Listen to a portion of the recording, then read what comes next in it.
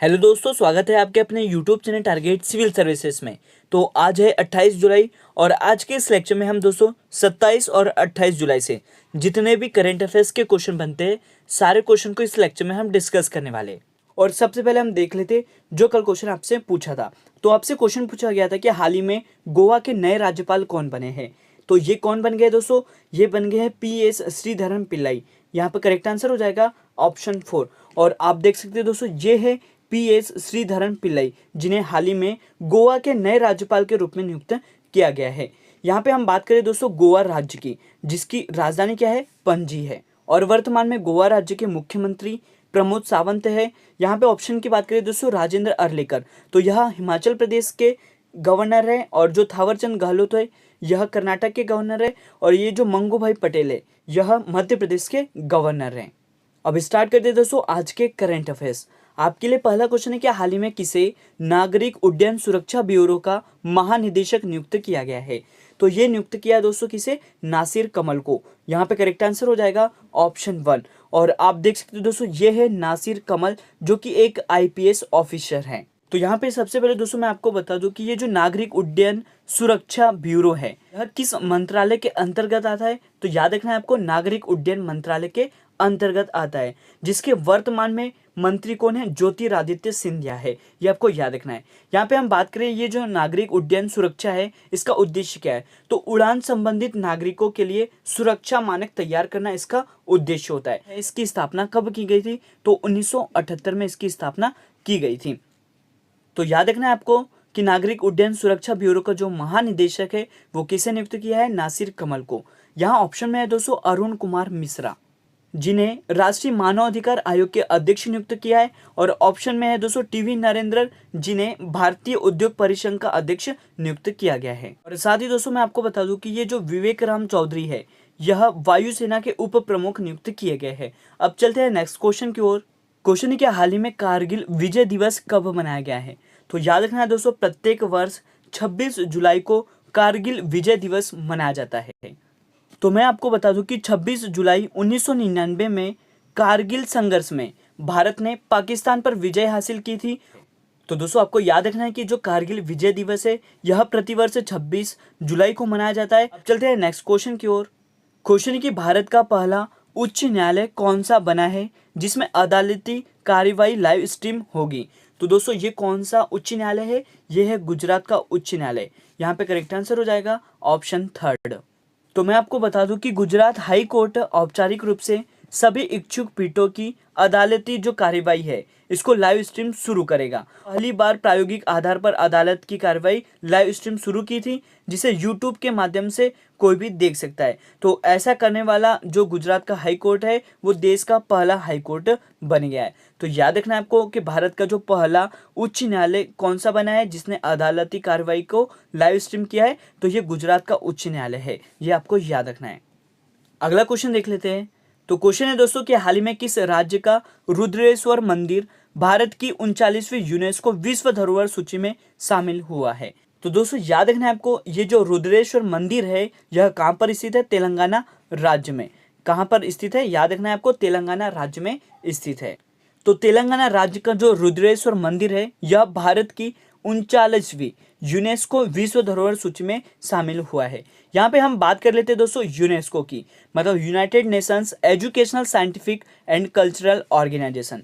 तो मैं आपको बता दूं कि ये जो संयुक्त राष्ट्र शैक्षणिक वैज्ञानिक एवं सांस्कृतिक संगठन है इसकी जो स्थापना वो 16 नवंबर 1945 को की गई थी। और इसका मुख्यालय पेरिस फ्रांस में स्थित है। और वर्तमान में इसके जो अध्यक्ष है वो आंद्रे अजोले है। तो ये सारे इंपॉर्टेंट पॉइंट है जो आपको याद रखना है। नेक्स्ट क्वेश्चन देख लेते हैं।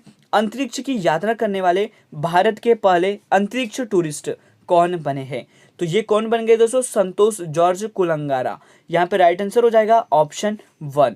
आपको मैं बता दूं कि ये जो संतोष जॉर्ज कुलंगारा है यह केरल के रहने वाले हैं।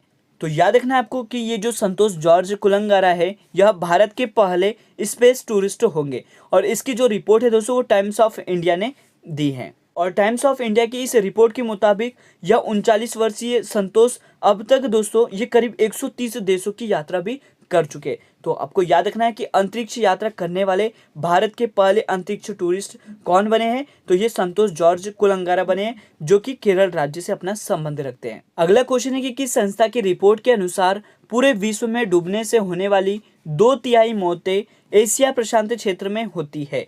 तो ये किस संस्था ने इस रिपोर्ट को जारी किया है, तो याद रखना है आपको WHO मतलब वर्ल्ड हेल्थ ऑर्गेनाइजेशन ने इस रिपोर्ट को जारी किया है। तो विश्व स्वास्थ्य संगठन की एक रिपोर्ट में कहा गया है कि लगभग 2/3 वैश्विक डूबने से होने वाले मौतें एशिया प्रशांत में होती है। और इस रिपोर्ट के अनुसार डूबना दुनिया भर में अनजाने में हुई चोट की मौत का तीसरा प्रमुख कारण है, जो चोट से संबंधित सभी मौतें का 7% है। तो याद रखना है आपको दोस्तों कि इस रिपोर्ट को किसने जारी किया है, तो WHO ने।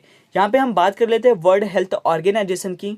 इसकी स्थापना 7 अप्रैल 1948 को की गई थी और इसका जो हेडक्वार्टर है वो जेनेवा स्विट्जरलैंड में स्थित है और इसके वर्तमान में जो महानिदेशक है वो टेड्रोस एडेनोम है। तो ये सारे इंपॉर्टेंट पॉइंट है जो आपको याद रखना है। अब चलते हैं नेक्स्ट क्वेश्चन की ओर। अगला क्वेश्चन है कि दुनिया का पहला 3D प्रिंटेड स्टील पैदल यात्री पुल का शुभारंभ कहाँ पर किया है, तो इसका जो शुभारंभ है वो दोस्तों नीदरलैंड की जो राजधानी है एम्स्टर्डम इसमें किया है। तो यहाँ पे करेक्ट आंसर हो जाएगा ऑप्शन 2। तो दोस्तों आपको याद रखना है कि जो दुनिया का पहला 3D प्रिंटेड स्टील पैदल यात्री पुल है इसका शुभारंभ नीदरलैंड में किया है।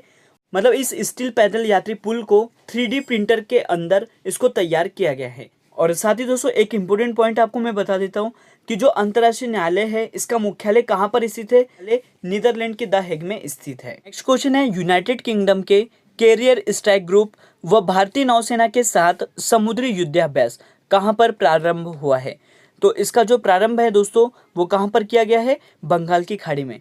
यहाँ पे करेक्ट आंसर हो जाएगा ऑप्शन 2।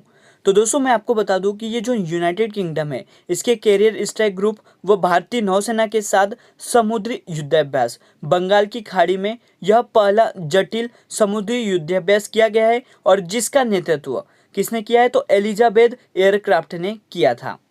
और साथ ही दोस्तों यहाँ पे कुछ इंपोर्टेंट युद्धाभ्यास है वो मैं आपको बता देता हूँ। जैसे कि हम बात करें वज्र प्रहार की, तो यह भारत और अमेरिका के बीच युद्धाभ्यास है। और दूसरा हम दोस्तों बात करें खंजर युद्धाभ्यास की, तो यह भारत और किर्गिस्तान के बीच होता है। और थर्ड बात करें हम मित्र शक्ति की, तो यह भारत और श्रीलंका के बीच युद्धाभ्यास होता है। अगला क्वेश्चन है कि हाल ही में केंद्रीय मंत्रिमंडल ने किस राज्य या केंद्र शासित प्रदेश में केंद्रीय विश्वविद्यालय के गठन को मंजूरी दी है, तो इसकी जो मंजूरी है दोस्तों वो लद्दाख केंद्र शासित प्रदेश ने दी है। यहाँ पे करेक्ट आंसर हो जाएगा ऑप्शन 3। तो दोस्तों मैं आपको बता दूं कि ये जो लद्दाख में बनने जा रहा है केंद्रीय विश्वविद्यालय, इसके गठन को मंजूरी 22 जुलाई को कैबिनेट ने दे दी है। और इसके लिए जो राशि है वो कितनी है, तो 750 करोड़ रुपए है। ये भी आपको याद रखना है। बात कर लेते हैं हम लद्दाख की, तो लद्दाख जिसका गठन 31 अक्टूबर 2019 को एक नया केंद्र शासित प्रदेश के रूप में किया गया। और इसके वर्तमान में उपराज्यपाल कौन है, तो राधा कृष्ण माथुर है। और जो लद्दाख है इसमें 2 जिले हैं दोस्तों, वो कौन कौन से, पहला है लेह और दूसरा कारगिल जिला है। और साथ ही आपको याद रखना है कि जो सबसे ऊंचा राष्ट्रीय उद्यान है वो कहाँ पर स्थित है, तो ये लद्दाख में स्थित है और इसका नाम है हेमिस राष्ट्रीय पार्क। और आज का लास्ट क्वेश्चन देख लेते हैं। हाल ही में किस राज्य की सरकार ने माई गवर्नमेंट मेरी सरकार पोर्टल को लॉन्च किया है, तो इसे लॉन्च किया दोस्तों उत्तर प्रदेश राज्य की सरकार ने। यहाँ पे करेक्ट आंसर हो जाएगा ऑप्शन 2। तो यहाँ पे दोस्तों मैं आपको बता दूं कि 26 जुलाई 2021 को उत्तर प्रदेश के मुख्यमंत्री योगी आदित्यनाथ ने माई गवर्नमेंट मेरी सरकार नामक पोर्टल को लॉन्च किया है। और इस पोर्टल के माध्यम से राज्य के लोग सरकार को विभिन्न फीडबैक दे सकते हैं और साथ ही दोस्तों यूपी सरकार उन्हें राज्य की विभिन्न योजना की जानकारी भी दे सकती है। और यहाँ पे बात कर लेते हैं हम उत्तर प्रदेश राज्य की, जिसकी राजधानी लखनऊ है और वर्तमान में यहाँ के मुख्यमंत्री कौन है, तो योगी आदित्यनाथ हैं। और साथ ही दोस्तों यहाँ के जो राज्यपाल है वो कौन है, तो आनंदीबेन पटेल है। ये भी आपको याद रखना है। तो क्वेश्चन है कि हाल ही में सीआरपीएफ का 83वां स्थापना दिवस कब मनाया गया है, तो इसको मनाया गया है दोस्तों 27 जुलाई को। यहाँ पे करेक्ट आंसर हो जाएगा ऑप्शन 4। तो आपको मैं बता दूं कि 27 जुलाई 1939 को सीआरपीएफ की जो स्थापना है वो क्राउन रिप्रेजेंटेटिव पुलिस के रूप में की गई थी। और फिर दोस्तों 1949 में, मतलब जो 1949 के अधिनियम के तहत इसकी जो स्थापना है वो केंद्रीय रिजर्व पुलिस बल के रूप में होती है। तो याद रखना है आपको कि जो सेंट्रल रिजर्व पुलिस फोर्स है इसकी जो स्थापना है वो 27 जुलाई 1939 को की गई थी। और तो यहाँ पे दोस्तों अब बात कर लेते हैं सीआरपीएफ के महानिदेशक की। तो वर्तमान में जो सीआरपीएफ है इसके महानिदेशक है कुलदीप सिंह और इसका जो मुख्यालय है वो दिल्ली में स्थित है। और साथ ही आपको दोस्तों याद रखना है कुछ इंपोर्टेंट पॉइंट कि हम बात करें दोस्तों बीएसएफ के प्रमुख की तो वर्तमान में कौन है, तो राकेश अस्थाना है। और सीबीआई के जो प्रमुख है वो सुबोध कुमार जायसवाल है। और साथ ही मैं आपको बता दूं कि ये जो असम राइफल्स है इसके जो प्रमुख है वो कौन है, तो प्रदीप चंद्रन नैयर है। ये भी आपको याद रखना है। नेक्स्ट क्वेश्चन है कि हाल ही में आईओए ने ओलंपिक स्वर्ण पदक विजेता एथलीट के कोच को कितने रुपए के नगद पुरस्कार देने की घोषणा की है। तो याद रखना है दोस्तों कि जो इंडियन ओलंपिक एसोसिएशन है इन्होंने ओलंपिक स्वर्ण पदक विजेता एथलीट के जो कोच है उनको कोच को 12.5 लाख रुपए देने की घोषणा की है। तो दोस्तों मैं आपको बता दूं कि ये जो गोल्ड मेडलिस्ट रहेंगे इसके जो कोच है उसको दिया जाएगा दोस्तों 12.5 लाख रुपए। और जो सिल्वर मेडलिस्ट रहेंगे उसके कोच को दिया जाएगा 10 लाख रुपए। और जो ब्रॉन्ज मेडल के मेडलिस्ट है उनके कोच को दिया जाएगा 7.5 लाख रुपए। तो ये सभी राशि आपको याद रखना है। और दोस्तों यहाँ पे आपको पता होना चाहिए कि जो टोक्यो ओलंपिक है इसका आयोजन अभी वर्तमान में चल रहा है। और ये कब से कब तक चलने वाला है, तो याद रखना है आपको 23 जुलाई से 8 अगस्त तक चलने वाला है, जिसमें भारत की मीराबाई चानू ने सिल्वर मेडल जीता है। और साथ ही आपको याद रखना है दोस्तों कि ये जो अंतर्राष्ट्रीय ओलंपिक समिति है इसका मुख्यालय कहाँ पर स्थित है, तो लुसाने स्विट्जरलैंड में स्थित है।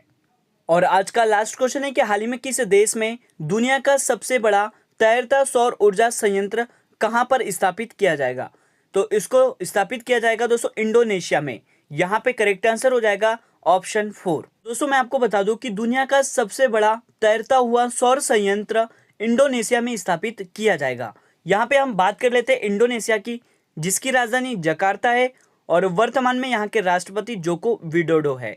और यहाँ की मुद्रा की बात करें तो इंडोनेशिया रुपया है। तो ये सारे पॉइंट आपको याद रखने हैं। और आज का जो क्वेश्चन ऑफ द डे है आपके लिए कि हाल ही में AIFF पुरुष फुटबॉलर ऑफ द ईयर किसे नामित किया गया है, तो इसका सही जवाब आपको कमेंट सेक्शन में देना है। तो आज का लेक्चर यहीं पर एंड होता है दोस्तों। अगर आपको ये वीडियो लेक्चर अच्छा लगा हो तो इसे लाइक करें, शेयर करें। अगर आप इस चैनल पर नए हो तो इसे सब्सक्राइब भी जरूर करें। Thank you so much guys for watching this video.